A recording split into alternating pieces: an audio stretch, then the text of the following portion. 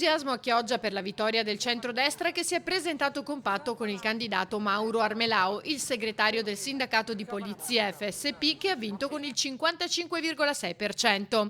Lucio Tiozzo con il PD si è fermato al 19,5%, mentre i 5 Stelle con Daniele Stecco hanno tentato di continuare il lavoro di ferro ma raggiungendo il 9%. Faccio i miei complimenti a Armelao che ho conosciuto. Chioggia sarà felice di conoscere questo sindaco, un ragazzo in gamba che ho avuto modo di conoscere ed apprezzare, le idee chiare e farà bene per Chioggia. Fra l'altro è un risultato a Chioggia che letteralmente azzera i 5 Stelle che 5 anni fa in pompa magna annunciavano la presa del Veneto iniziando da Chioggia. Mi sa che si sono fermati a Chioggia.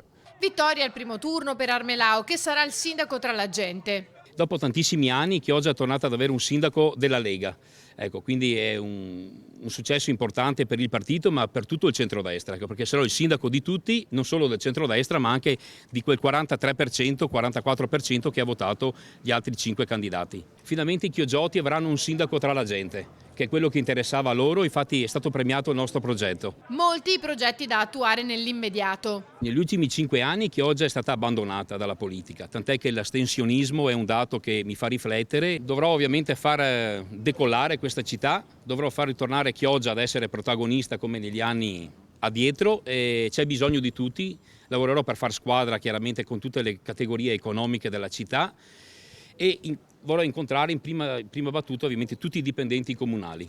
E agli avversari Armelao dice: chiederò di incontrare anche loro perché anche loro, ripeto, rappresentano una parte della città, vorrò chiedere a loro quali erano le loro priorità per la città e condividere anche le scelte importanti per la nostra comunità.